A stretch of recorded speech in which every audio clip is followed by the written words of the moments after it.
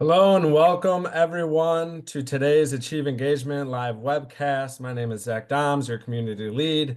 Thank you so much for joining today. We are here to come together to learn more about strategic well-being and really rethinking health benefits to empower employees and drive impact.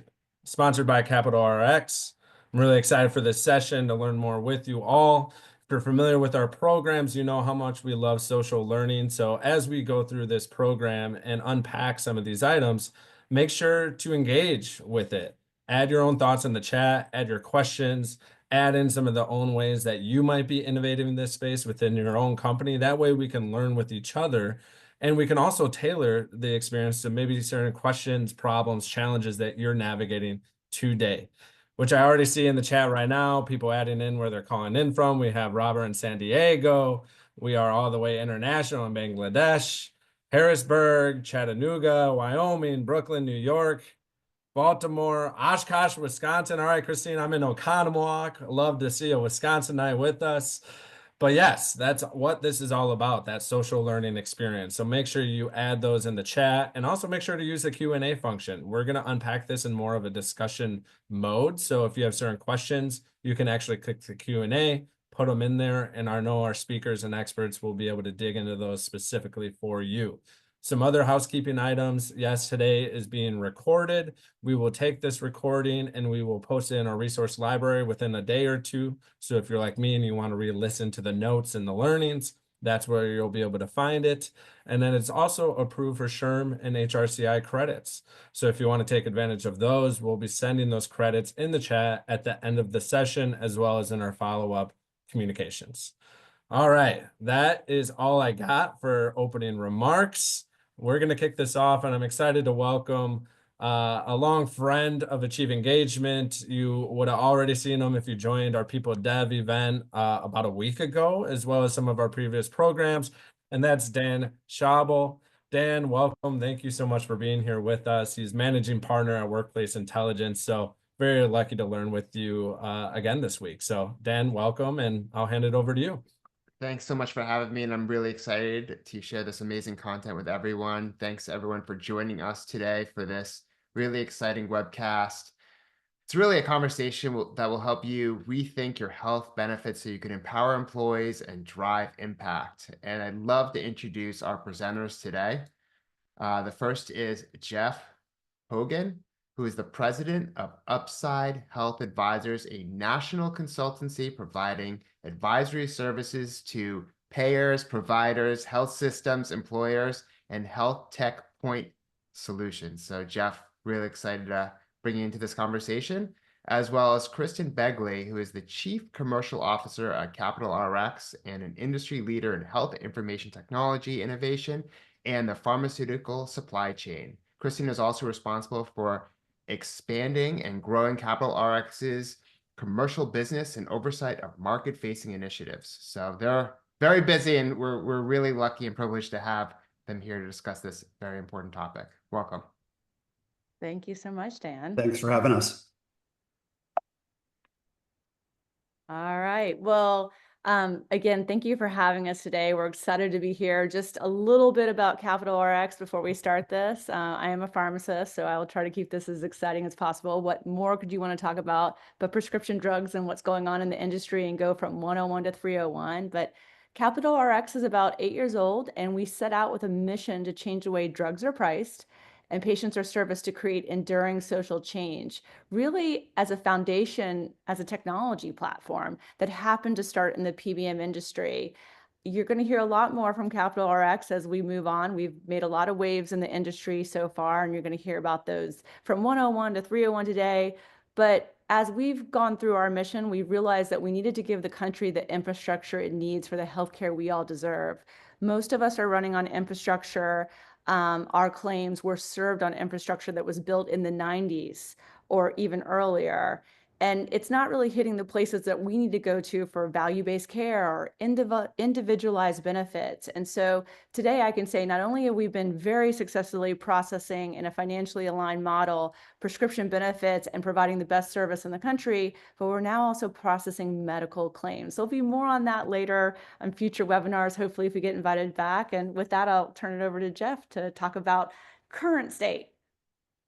Thanks, Kristin. I'm not a pharmacist, but I am the son of a pharmacist. I've been in healthcare for literally 40 years in pretty much every area of the healthcare ecosystem. For 30 years, managed a very large block of self-funded employers around the country, roughly $1 billion block of business. And for the last 25 years, have worked also on the care delivery side. So basically on both the supply and the demand side of healthcare. And this first slide will level set for us.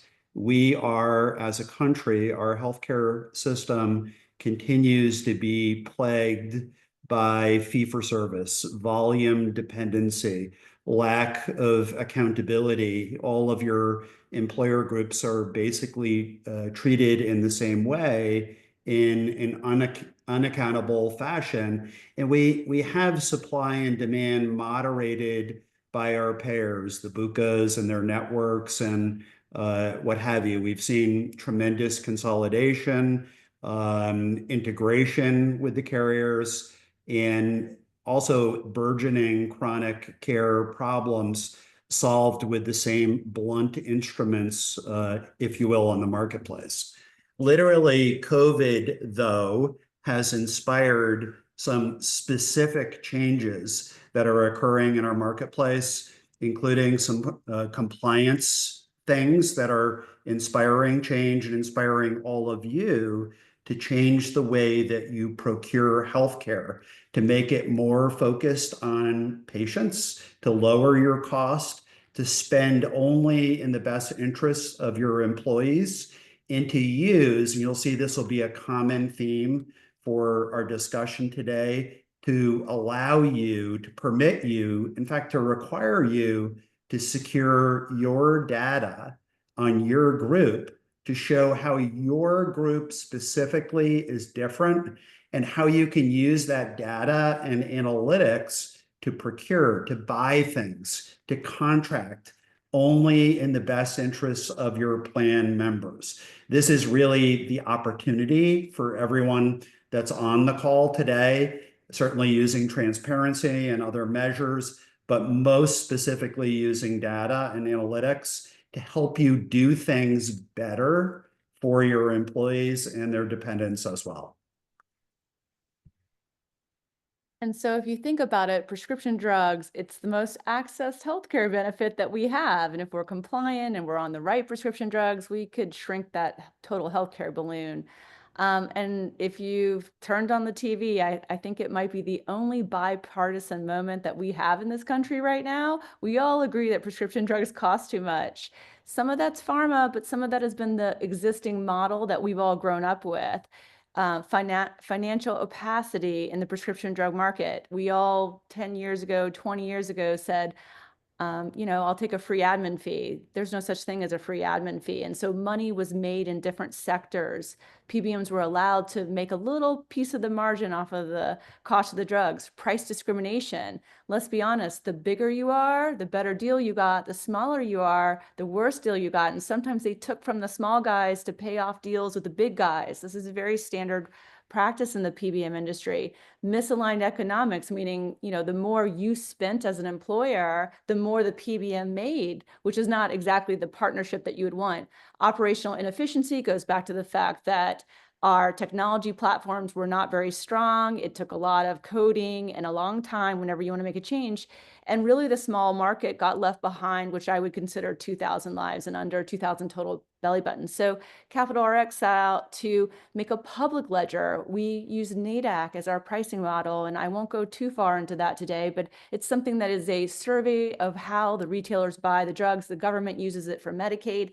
Anybody has access to it. Unified pricing means whether you're 50 lives or 500,000 lives, it should be the same price. Align economics. We don't make money when you spend more money. Workflow automation is just making a better platform so that you can service members better and be more operationally cost efficient yourself and servicing all sizes. And So Kristin, quick, I just want to add before you move on to the slide, because I think it's important, especially for employers, and we're going to talk about pharmacy in the context of everything else and total cost of care as well. I'll tell you that when I started in the business 4 decades ago, PBM was responsible for roughly 5% of total cost of care. And now I would say on the average case that we look at, it's close to 30% and maybe 50% of that being specialty drugs as well. The other really critical thing for a lot of the employers that are looking at this, so not only is it 30% of total cost of care, but for the 76% of employers in the country that self-fund, about 72% of those have stop loss on their plans. And pharmacy is now responsible for upwards of 30% of their catastrophic claims as well. So just to put this out, again, level setting, the outsized impact of pharmacy and the opacity around that, how critical it is to focus in this space. Yeah, to Jeff's point, I haven't been doing this for 40 years, but 20 years ago, the biggest problem you all had was Lipitor at $100 a month. Now we're all staring down the barrel of GLP-1s and drugs that are $800,000 that may cure blindness. So we're all grappling with that today. And I think this is a great visual of, we all know the truth. If a PBM makes more money because you spend more money, you're direct adversaries. And a lot of that is because PBMs have owned their own dispensing assets. So if you dispense out a mail order and you make profit on that, like a pharmacy, or you own your own retail network, that can become an issue. If you're taking a piece of rebates, the pharma revenue, that can become an issue. And then of course, MAC lists have created a lot of volatility and confusion. So that's the high level. We're going to do a little bit more here. And I'll turn this one over to Jeff too. Yeah, so the cost thing is a big deal, and later in our discussion, I'm going to talk about a central piece of legislation that likely affects all of you on the call, called the Consolidated Appropriations Act of 2021. I didn't name it. It's not a great name. However, it's having tremendous impact on employers in the marketplace. Basically, it amended ERISA and names a fiduciary responsibility to every employer who has an ERISA health plan. Namely, there's one person in your group, small group, middle market, large group, fully insured, self-funded, who must, not can, must act solely in the best interests of plan beneficiaries. That means you must get your data and you make decisions with it, and you must make those decisions in the best interests of plan members. Why? Because your plan members contribute 20, 30, 40, in some cases, 50% of the cost of the plan. And it's expected that the employer is acting in those best interests, and they have a legal liability at this point to use their data to procure only in the best interests of plan beneficiaries. Often, most of the time, the plan fiduciary for your plan is a CFO, and often the CFO has not been involved in basically managing the second largest expenditure in your group after wages. And I'll tell you, working in this space closely, the way I speak to CFOs is to ask them a question. In what other area of your business do you not know what things cost? Do you not know what they should cost or what they could cost? And do you give a blank check to whomever to write the check for that service, not really knowing what those services entail or whether they're even relevant to your group, or whether you're paying inflated charges as well. In no other place is this whole notion perhaps more important in your plan than in the PBM itself. And in no other area do you likely see more abuse, namely PBMs making money on drugs or overinflating the prices for them. And likely in no other area of the plan do you have more of an immediate opportunity to fix things. So this is really just illustrating that point here, that there is a tremendous opportunity with the right PBM vendor to create accountability around your expenditures, what you're paying, the efficacy of those expenditures, and to create accountability, which brings money back into the plan and also gets the correct drug mix for your employees as well. So this is the focus on cost. Kristin's going to go into other aspects of value that are derived as well, but focusing on this cost is really critical. And I will just add to this slide, I think it's really hard, and that's what we're going to deep dive and give you some tangible things you can walk away for your next procurement. You have been running these financial analysis for years, typically hiring consultants to do this. And every time they say you're going to save 17%. And then when the actual cost comes in, you're like, oh, wow, my trend's up 8%, 9%. And it was just a simple reprice of the discounts and the rebates. And we're going to go into that.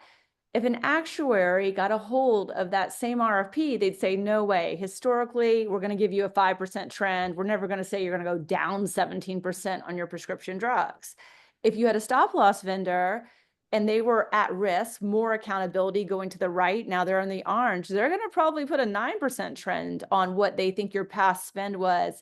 And then you have the ultimate, and maybe it comes in at 8%. So we're going to deep dive into how can you make this be a little more accurate for yourself going forward. And really, it's a function of two things. We've been really good as an industry, if you can look at the left-hand side, the unit cost, looking at what's the discount, what's the rebate. And these are things that you can put side by side and say vendor A is better than vendor B, admin fees, dispensing fees. And it's been very highlighted for my entire career. We've been looking at unit costs. But what we haven't done very well, and why you see drug costs go up, is because people haven't been measuring drug mix well, which means, how does one PBM's formulary compare to another PBM's formulary? Is it more low cost, or is it more rebate driven? Do they fill too many drugs? What is the clinical prior authorization, effectiveness? Is it very FDA, compliant, or is it a little loosey-goosey and it's kind of a rubber stamp? Yes, if you ask for Skyrizi, you will get it. And I will be very honest, 80% of the time when a patient asks for a drug, if they're not asking for a narcotic, the doctor will write for that prescription. This is just this is why there's a lot of pharmaceutical reps out there. So your CFO, back to Jeff's point, for HR, the CFO, you should know the number on the top of your head. What did you spend last year per member per month? What were the total costs billed to you minus the rebates divided by the membership? And then you should be asking vendors, what's your future cost going to be? Which is the same kind of simple equation, right? And it's a lot easier than trying to play these games of what I call whack-a-mole on the spreadsheet and figuring out what caveat they got you. So we're going to focus pretty deeply on the drug mix part of it today as we look at this. So Kristin, one quick interlude, and I think it will help some of the audience with this because it's not always front of mind. This whole notion of rebates is equally opaque for most folks that are looking at their PBM, and this whole notion of fiduciary procurement of your PBM and trying to discover the game. I heard a Fortune 20 CHRO last year describe going through this fiduciary procurement process and he said it this way: I felt like I was playing checkers and everyone else was playing chess. So chess, if you would just very, very quickly describe this weird thing known as rebates and the outsized value that they have in discussing, we talked about unit costs, this procurement process? Yeah. So rebates have a very direct correlation to total ingredient costs. So you do not earn better rebates. The supply chain is very tight as to what rebates are relative to what you spend. So it's generally about 38%. So if you see a spreadsheet that has massive rebates, it's because they know they're going to have massive spend. More Dupixent, more Skyrizi, the things you see advertised on TV, more refills there. So the bigger the rebates, it's not because they have that much better of a deal. The supply chain is very narrow when it comes to rebates and discounts in the pharma world. So it's more about they know what they're going to allow out the door. And that's what this image, as we build it, is going to kind of bring to life for you. So I put rebates in this bucket. This is your future value, or what we think your future value be when you start measuring that left-hand side that everybody's really good at, discounts, rebates, dispensing fees. This is what percentage of future costs it's really going to be. It's 30%. The value on the spreadsheet there, because if you take a step back before we build the rest of this pie, about 2% of your claims drive 50% of your prescription drug spend. It's those specialty claims. So there's nothing more important than managing those 2% of claims. So if I move past the traditional measurement of what pharmacy prescription benefit managers look at, if we add to unit costs, there's other things. Repackaging, is it the right starting price? There's something called, NADAC, which is a price point that we use. AWP is generally flat. There's no competition to it. NADAC is a deflationary benchmark. So there's value there. Pass through of full rebates. Historically, rebates have gotten bigger and bigger and bigger over time, more and more rebates per drug, because pharma has to be competitive with the PBMs. Is that all passed back to you? Do they name all of it? So I can tell you our book of business, whether you're 50 lives or 500,000 lives, when we get better rebates and have better negotiations with pharma, it goes to everybody, every single one of them. Coupon program fees. We all know there's coupons that exist in the world. Is your PBM taking 25% of the value, or is there a nice flat fee? So that's another about 20% of the total value of your future spend. And then what's the big monster that costs and really drives your cost? It goes back to that statement I just made, which is 2% of claims drive 50% of spend. The value or the rigor of the clinical programs by the PBM, and we're going to give you some really easy, tangible examples, really drives your future spend. So how good is their formulary? Do they refill too much? How assertive or FDA compliant are their prior authorization programs? And I can tell you, I'm a pharmacist. This doesn't make me uncomfortable, but it definitely makes a lot of other actuaries. And you're like, I'm not a clinician. And unfortunately, you all are put in the position leading benefits. You have like your own little health plans out there. So that really drives the full picture. And unfortunately, most RFP procurements and prescription drugs have focused on this gray area, but you're looking at about 30% of the pie, maybe a little bit more of it, not really what's going to make up the total spend for you in the next year. So we're going to get into some of the weeds of how can you make that procurement better so that you feel like the fiduciary part of your role is more fulfilled. For those that don't like pie charts, here's the mathematical version of this. Under the legacy model, if a PBM approves 90% of specialty drugs, and we put in some math here so people can check it if they want to, the average specialty ingredient cost, the starting cost of the drug being $9,500, a rebate being, say, $4,000 in the specialty arena. These are traditional drugs, average brand being, say, $120, rebate being about $53 on a non-specialty drug. If you look at this right-hand side, this is our model. We actually say, you know what, we're not the biggest. Maybe we earn less rebates. We give deference to the bigger guys and purchasing power. But what happens is, on that clinical piece, their formulary, their approvals of prior authorizations, they generally approve about 90% of drugs that come through the door, whereas we generally approve about 67%. And we migrate them maybe to a topical cream. And I'll be a geeky pharmacist for just a second. If you have the chance to take a topical cream to, say, treat your psoriasis rather than that injection that can cause a higher risk of cancer, you could lose your hearing, you absolutely want to start with the topical cream. And your doctor has the ultimate authority. These are discussions that are had. People don't, they're not removed from a drug. They're just changed to a different drug. And so even our fifth graders can do this math. You will be much better off, and you can see the total cost. This is on an average, say, 10,000 life group. When you have more clinically appropriate approvals, 67% versus legacy model 90%, it doesn't matter if they earn more rebates. To Jeff's point, you will spend less money. And so back to that visual that I showed you, 50% of the pie is really what are they approving and how much are they approving of it? And that is the other piece of it. And this is a really good illustration here for you to keep in the back of your mind so you don't have to keep, 20 lines that I just showed you, is that for every dollar in rebate that you earn, you will need to spend $2.50. It's a direct correlation. You are guaranteeing yourself high cost when you chase those rebates. And I know a lot of CFOs are addicted to those rebates. So I'll give a pause here, and Jeff, if he has any questions, and then I'm going to go into showing you some very tangible examples that you could show your CFO or CEO when you consider healthcare is your biggest line item and prescription drugs is your fastest growing piece of that line item.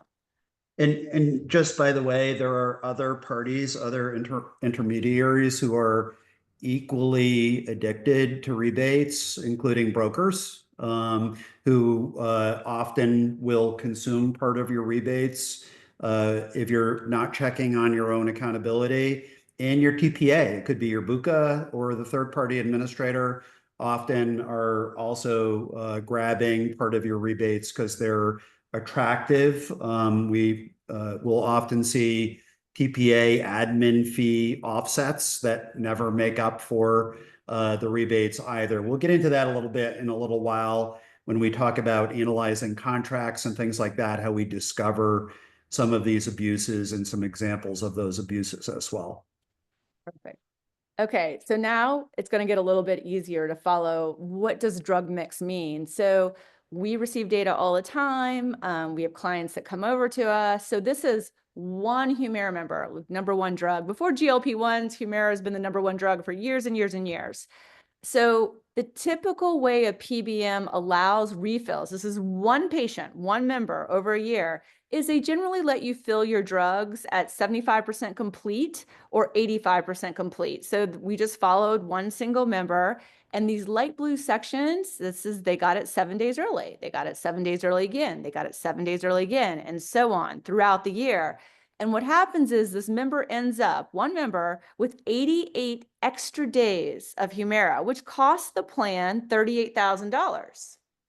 And it is in everybody's best interest. Remember, the more you spend, the more they make. Under our model, we have we don't make money on drugs. We pay a flat fee. We have what's called smart logic. And so once someone has 14 extra days of supply, we don't let them refill early again because the plan is spending money. And let's face it, the member doesn't need 88 days of extra Humira in their home. And so what you can see is with a 14-day of supply on hand, which is fine, you only spend $6,000 for the plan of cumulative excess, which is a massive difference to $38,000 on the previous slide. So this is just one member. And I know everybody on this call that is an HR lead, you all have Humira members out there. So imagine if you could save $32,000 on every Humira. So this is the importance of looking at drug mix. I'm going to give you another. Kristin, quick, just interruption again to reiterate what we've been talking about since the beginning of the discussion. So this is about the discipline of procurement, but also having a platform that creates accountability at the same time so that there's not waste, abuse, and what have you. And that's what it's all about, having that accountability. Kristin understated the fact that if your PBM is making money on the drugs, that is not in the best interest of your plan members. That is this whole fiduciary thing. The fiduciary thing says you must procure appropriately and have accountability for the way that you buy and contract in the best interests of your plan members.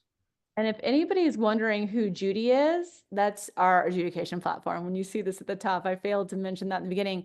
That is short for adjudication, or sometimes we say she's Judge Judi. So that is the name of the platform that we built ourselves. So I am going to be geeky, but again, this is a very easy pharmacist example for us to give you. When we intake this data, there is no clinical reason whatsoever that someone is on Ozempic and Mounjaro. These are these new GLP-1s for either diabetes or weight loss. And so the only thing I can think when I see data like this come in is that it's being diverted. It's given to a friend, a loved one, whatever it is, but there should be clinical protocols within the PBM, again, back to that drug mix that says these two therapies should not be together. It is clinically inappropriate, but there was no safety checks there. And then last but not least, I had to do GLP-1s because everybody's talking about them. When you have an aligned partner that's working with you, not against you, we instantly notice that on these GLP-1s that have a lot of side effects that people often don't like, these are individual members that we inherit data, and we see that they had one fill of this medication for 84-day supply. Our standard protocol is 14 days or 28 days, depending on what the plan sponsor wants to start the GLP-1 therapy. But imagine every one of those members, each one of these bars, they filled it once. These are very expensive drugs. You're talking like near $1,000, and they never filled it again. So either they have a weight problem or they have a diabetes problem that's not solved, and we spent this money and got no benefit out of it. So these are the sort of things that if you did 14-day fills or 28-day fills, it's back to that drug mix concept that's really easy to explain to your CFO when he wants to chase those rebates, he or she wants to chase those rebates. You can say, yeah, but what about this? We didn't even need to earn that rebate because we didn't need to spend the money to begin with. So back to some tangible things you can take away from this discussion here, and then we're gonna pull out of this and get a little more, 200,000 feet again. But relative to prescription drugs, make sure that when you are running your procurements and the consultant that you help run that procurement with, they understand and they can value the difference between AWP pricing and NADAC-based pricing. One is stagnant, the other is deflationary. So you should be able to walk back to the CFO or CEO and explain, this balloon's going to shrink, this balloon's never going to shrink. Make sure that they know how to identify low-value drugs on formularies. Which formulary is better? Are they putting drugs on their formulary that's going to expand your balloon because they're what we call stupid drugs? So there's combination products that are super expensive that if you swallowed 2 pills, it would be $10 versus $2,000. Look at those PA success rates. What is the clinical rigor? What is their PA approval rate? Because we saw that chart side by side. It's driving 50% of your spend easily. Look at those auto refills. Is that part of the procurement process? Assess the ancillary charges for things like copay programs. Those reams of information PBMs give you with all those ancillary fees, they add up. And then last but not least, also look at does the invoice match the claims data? We so often get claims data to rebid, and we don't have invoices associated to it, which is actually more the real cost. And then on top of all that, because of the CAA, we have RxDC reporting. Your PBM is compelled by law to show you the rebates and what they're earning on those. So don't just let the PBM submit for you. Take a look to see what are they earning there. So these are just a nice tangible, what are the things what can I do tomorrow to make sure that my procurement is better than it was last year? So just to finish that slide and transition into more macro things, if you're an HR director or a CHRO or what have you, you may be saying, "Oh my God, this is a lot. How do I do this? This sounds like a lot of responsibility." And curiously, most companies now are going through this thought process. How do I do this? Why do I do it? Who do I use for resources? And sometimes we find the brokers who have traditionally run the procurement for the employers are not necessarily acting in your best interests, acting in their best interests instead. This Consolidated Appropriations Act that I mentioned earlier in the script requires you actually on any vendors to your plan who are earning more than $1,000 to do full disclosure on their compensation. How are they making money on you? And you must be able to secure that and make decisions about whether you continue to use them or not. A lot of employers right now are saying, I don't even have my data. How do I get my data? And this CAA, the Consolidated Appropriations Act, requires you to attest every year that you've removed gag clauses from your contracts with your BUCA health plans, with your TPAs, with your PBMs, and what have you. And this is a process that employers have to go through. There are any number of companies that will go through your contracts and actually analyze them. And this is the thing I wanted to say at the end of Kristin's slide. Employers, the first place that they're starting is on the analysis, not just of their PBM contracts, but also their administrative services agreements that they have with their health plans, their broker agreements, their PBM agreements, and the summary plan descriptions. And if you have it, the stop loss carriers as well.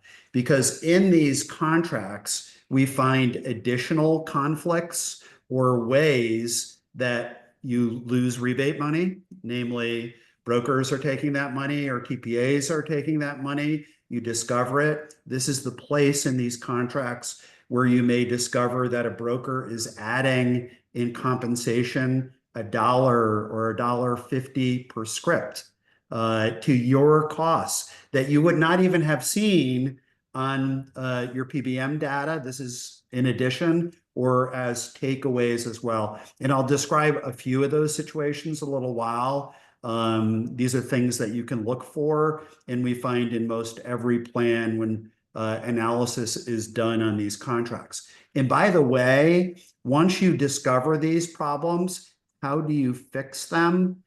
These things, these problems become the basis for your next RFP, where you're telling the carrier, we expect access to our data real time, where we're saying to the broker, this is the compensation you'll receive and no more, where you're setting your expectations for your group in the RFP, which then becomes the contract once you go through the procurement process. So to this slide, quickly, this is the macro going back out again that we talked about. Literally since COVID, we've seen a big change on the part of employers relative to design and management of their plans in the interests of their employees. I insist that it was COVID that caused the birth of the healthcare consumer. That before COVID,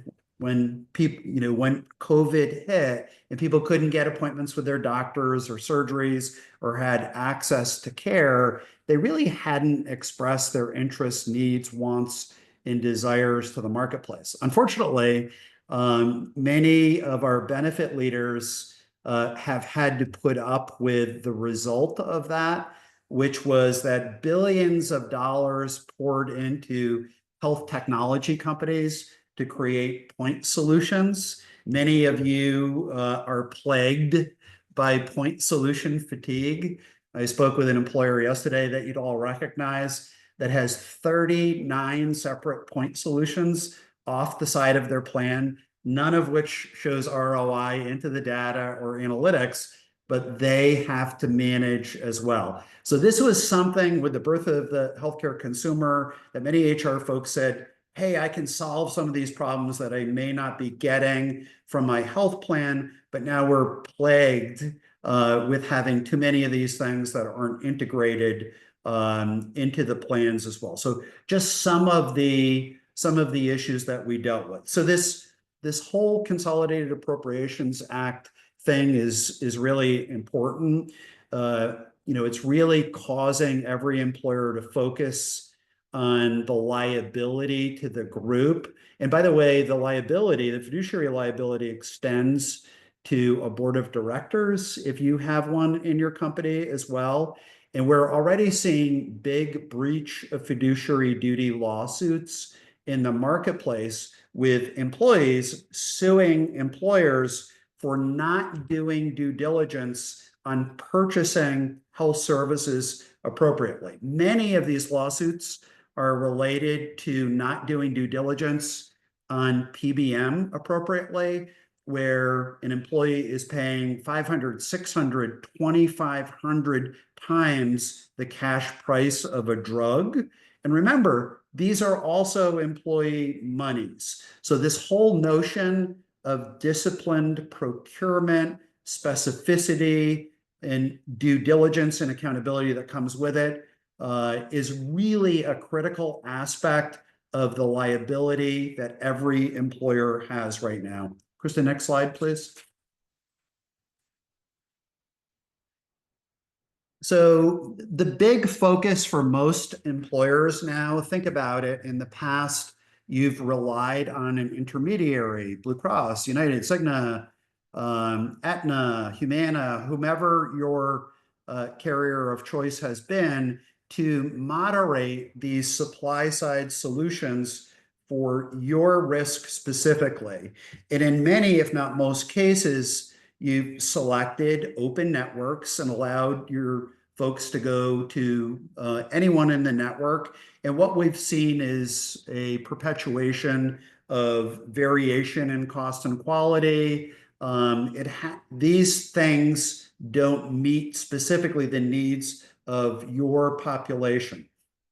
So the move right now in the marketplace is to focus on supply side solutions, care delivery, health systems, accountable care organizations, advanced primary care, ambulatory care, things that are most in the interest of your population, and via your data, meet the needs of your population as well. So we're seeing a big push toward that, and also the use of things that people like, being treated appropriately, assessing vendors via net promoter scores, patient-reported outcomes, the use of tech-enabled advanced primary care, team approaches to primary care that are in-person and virtually, and manage continuity of care for the patient as well. So this is a big deal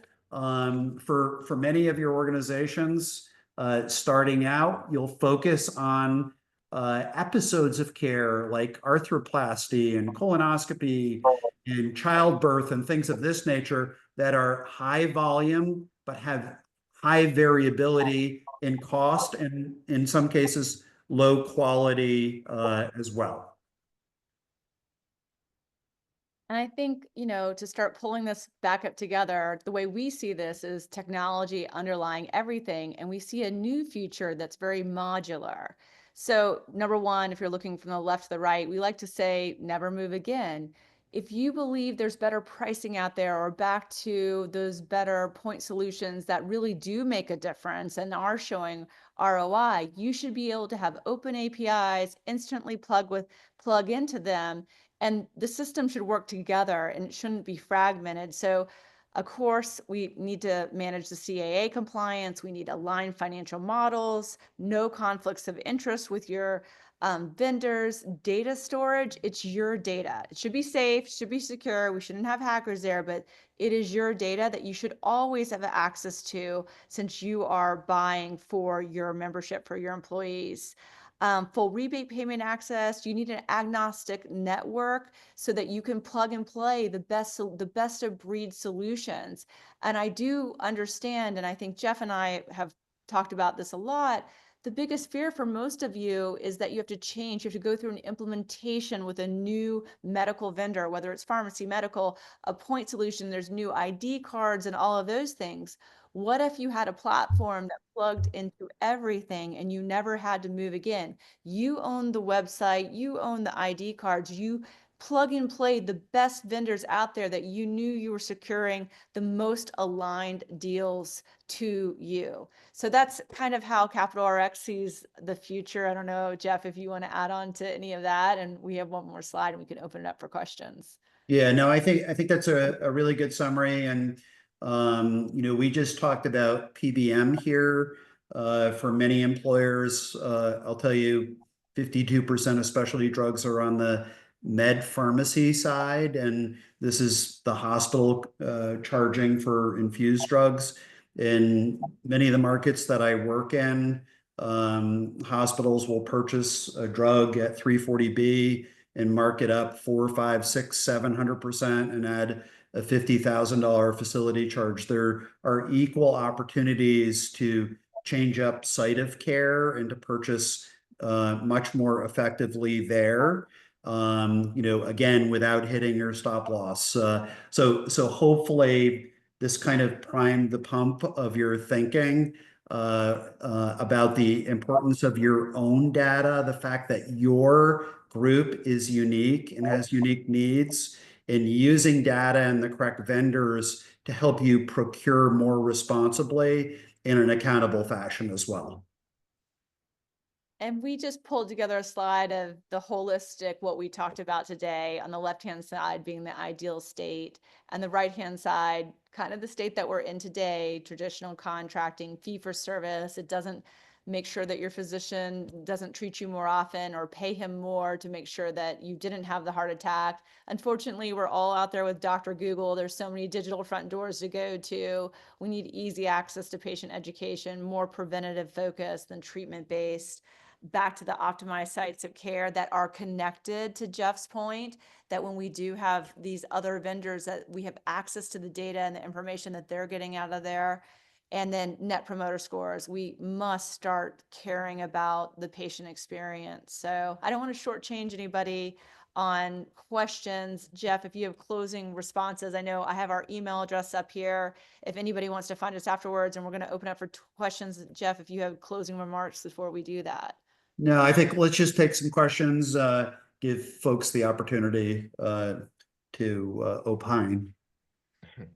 Well, thanks so much. This is amazing information, Kristin and Jeff. I mean, what an important and relevant and content-rich discussion you both just had. I mean, I know I learned a lot, but still a lot more to learn. So we're really looking forward to some great questions. And if anything has struck a chord, or you want some more insight or how it applies to your specific company and situation, feel free to ask now. The questions are already coming in.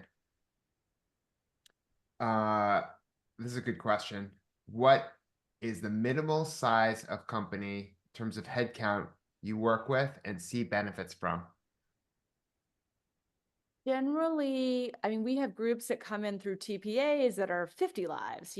Sometimes they come in through a relationship. On a standalone basis, most employers are carved in at about 1,000 belly buttons. They either carved out through a TPA and they're coming to us, a small group, 50 lives, 100 lives, through some other relationship or coalition relationship. On a standalone direct basis, it's about 1,000 belly buttons before they're doing their own work and they're not staying with their medical vendor. I don't know, Jeff, in your experience, what you've seen. Yeah, so the just to understand that a little bit, Capital RX has relationships with many third-party administrators as well. In my own marketplace, I'm in Farmington, Connecticut. We work with a direct-to-employer clinically integrated network, and via the TPA get Capital RX. I'll tell you, their first year savings, and we should have said that, Kristin, shame on us,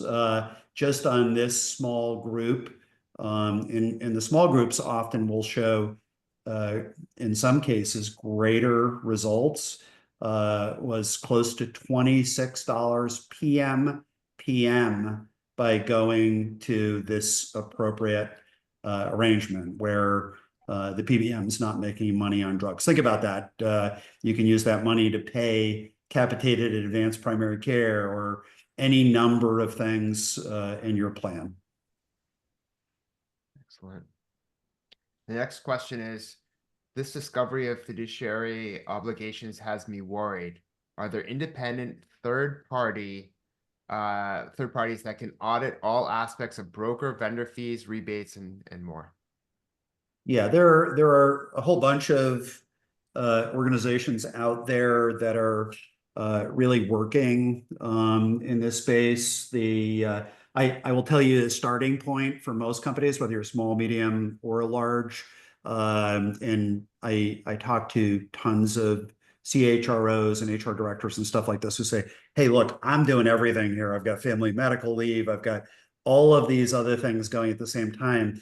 How do I also take this on? And what most organizations are doing is to create a fiduciary committee. So this whole fiduciary liability on healthcare is not unusual for employers. We had the same thing happen 20 years ago for your pension plan. So someone in your organization, typically the CFO, is already a fiduciary for your pension plan. And that's where healthcare is going, the same place that the pension plan went 20 years ago to get out of that box. So there are a number of vendors who can help you with setting up and understanding your fiduciary duties and setting up the committee as well, and then helping you to look at your documents, to retrieve your contracts and your data, to analyze your contracts. There are a number of vendors out there. I would say if you just put your name in the chat and what have you, we can get back to you with some of those vendors. And they're all very good in the marketplace. It makes the job a lot easier. Excellent. Well, we have a few more questions, and anyone else who has additional questions, please use the Q&A box so we can make sure we cover as much as possible in the limited time we have remaining. If a vendor won't provide me a benefits director with my plan's data or claims data, what's the most effective way you found to get it? Yeah, but my favorite question. So yesterday, I was the MC for a 7 health system direct to employer conference, and the same question came up. And curiously, we had most of the biggest brokers in the country in the audience and many of the biggest health plans as well. And my comment was to the employer who asked it, who was a very good employer, if your broker hasn't already helped you to start this process, then you have a problem. 1. 2, if you haven't done disclosure on your broker for the compensation they're receiving in commission, $1 a script, volume bonuses, PBM, other things, that is something you must do under the law as well. 2, to answer the question specifically, if you go through this analysis of your administrative services agreement, your PBM, your broker agreement, stop loss agreement, you will find problems and abuses. And one of them will be the gag clauses in your contracts that you must remove. You must attest annually to the federal government that you have removed gag clauses from your contracts. And they are assuming that you have your data. So what's the process? In your RFP, and if you're not ready for RFP, do it in an RFI, stating to the marketplace your expectation that you have real-time daily access to your data on costs and quality as well in the RFP. And you better not bid on our business unless you're granting that and it gets documented in our contract on a go-forward basis. So the highest and best use of your time is to document that in your RFP or RFI process. Excellent. Someone says, please share 2 to 3 names of audit type firms that can help us meet our fiduciary obligations. This is coming from comp and benefits. director? Yeah, so that's a similar question to the earlier one we had. And I would say if you just furnish your information, your contact information, we can provide you with a number of different organizations that are doing this work. Excellent. So much time and money are spent on wellness programs. What is the best way you've found to engage members and get members to use the benefits they're paying for, such as weight management, obesity? Yeah, this is a really good question. And again, I told you I've been in this business for 40 years, and unfortunately, a lot of the wellness programs that were dumped into the marketplace never had measurable ROI. So I'm going to use that highest and best use idea right now. We're finding that employers that are going through this process, they're getting their data and analytics in almost every marketplace in the country. There are advanced primary care organizations and clinically integrated networks who use population health methodologies to be able to take in your data on your unique population and say, we want to take the risk away from you and manage your population. So yeah, there's all kinds of programs out there a la carte, but who do you trust more to take care of your members than physicians who are willing to look at your data, understand the prevalence, acuity of disease process, including obesity, and manage that directly? So my comment to you is that that's my highest recommendation right now, because they're willing to take that risk from your group and to manage those folks directly with physical assets, as well as what I call extender assets, which are things like digital health solutions that help to manage them when they're not in the office as well. I would just add, you could obviously gatekeep it too. If you want the GLP-1, you must be part of the wellness weight management program. You can make it a requirement. Jeff gave all the carrots. I gave the one stick.